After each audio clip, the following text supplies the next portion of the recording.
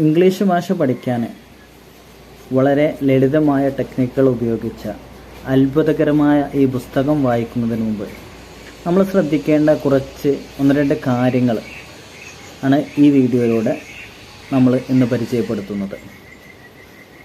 ഒന്നാമത്തത് ഉൾപ്പെടുത്തൽ എന്താണെന്ന് മനസ്സിലാക്കാൻ വേണ്ടി കുറച്ച് കാര്യങ്ങൾ പറയാം. ആദ്യം നമുക്ക് 1, 2, 3 ഇംഗ്ലീഷ് സെൻറ്റൻസുകൾ വായിക്കാം. Tell me I may forget, show me I may remember, involve me I will understand. ഇതിൻ്റെ അർത്ഥം ഒരു പക്ഷേ എല്ലാവർക്കും മനസ്സിലായിട്ടുണ്ടാവും, എന്നാൽ ചിലവർക്ക് മനസ്സിലായിട്ടുണ്ടാവില്ല. ആരും പേടിക്കേണ്ടതൊന്നുമില്ല, ഭയപ്പെടേണ്ട ആവശ്യമൊന്നുമില്ല. വളരെ സിമ്പിളായിട്ടുള്ളൊരു കാര്യമാണ്. ഇനി നമ്മൾ ഈ പുസ്തകത്തിലൂടെ ഈ വാചകങ്ങളും ഇതല്ലാത്തയുമായ ഒരുപാട് വാചകങ്ങളും സെൻറ്റൻസുകളൊക്കെ നമ്മൾ മനസ്സിലാക്കാനും പഠിക്കാനും പോവുകയാണ്. അപ്പോൾ ഇതിൻ്റെ അർത്ഥം എങ്ങനെയാണെന്ന് ചോദിച്ചാൽ, tell me I may forget, എന്നോട് പറയൂ, എനിക്ക് പറഞ്ഞു തരൂ, ഒരു പക്ഷെ ഞാൻ മറന്നേക്കാം.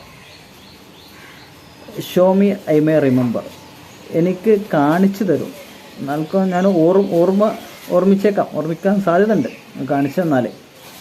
മൂന്നാമത്തെ involve me I will understand, എന്നെ ഉൾപ്പെടുത്തു, ഞാൻ മനസ്സിലാക്കാം. അതായത് ഇതിലൂടെ ഈ ഒരു 3 വാക്കിലൂടെ നമ്മളോട് ഗ്രന്ഥകർത്താവ് പറയുന്നത്, ഒരു കാര്യം ഒരു മനുഷ്യനെ ഉൾപ്പെടുത്തി അവൻ ഉൾക്കൊണ്ടുകൊണ്ട് ചെയ്യുകയാണെങ്കിൽ അവൻ ജീവിതകാലത്ത് പിന്നെ മറക്കൂല എന്നുള്ളതാണ്. ഈ ഒരു ടെക്നിക്ക് കൂടി അദ്ദേഹം ഈ പുസ്തകത്തിൽ ഉൾപ്പെടുത്തിയിട്ടുണ്ട്. അതായത് പഠിതാവിനെ കേവലം കേൾവിക്കാരനോ എന്നതിനപ്പുറം പഠിതാവും കൂടി ഉൾപ്പെട്ടുകൊണ്ടുള്ള ഒരു മുന്നോട്ടുള്ള യാത്ര, അതാണ് ഈ ഉൾപ്പെടുത്തൽ എന്നതുകൊണ്ട് ഉദ്ദേശിക്കുന്നത്.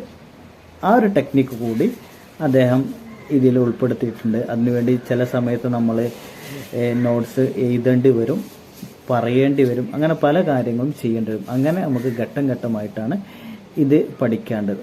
അതാണ് ഉൾപ്പെടുത്തുക എന്നുള്ള കാര്യമാണ് ഒന്നാമതായിട്ട് നമ്മൾ മനസ്സിലാക്കേണ്ടത്. രണ്ടാമത്തെ കാര്യം ആവർത്തനം. നമ്മൾ നേരത്തെ പറഞ്ഞു, repetition is the mother of mastery. ആവർത്തനം എന്നുള്ളത് വൈദഗ്ധ്യത്തിൻ്റെ മാതാവാണ് എന്ന കാര്യം നമ്മൾ പറഞ്ഞു കഴിഞ്ഞു. അപ്പോൾ നമ്മളിങ്ങനെ ഒരു ഉദാഹരണം പറയുകയാണെങ്കിൽ, ഒരു ട്രാക്കിലൂടെ ഓടുന്ന ട്രെയിൻ നമ്മൾ ശ്രദ്ധിച്ചിട്ടുണ്ടാവുമല്ലോ. അത് പ്രകാരമാണ് ഈ പുസ്തകവും മുന്നോട്ട് പോയിക്കൊണ്ടിരിക്കുന്നത്. വളവ് തിരികളില്ലാതെ, ചുരങ്ങളും ഹെയർ പിൻ വളവുകളും ഒന്നുമില്ലാതെ ഹൈവേയിലൂടെ സ്മൂത്തായി, വളരെ കൂളായിട്ട് സ്മൂത്തായിട്ട് നമ്മളങ്ങനെ ഓടിക്കൊണ്ടിരിക്കും.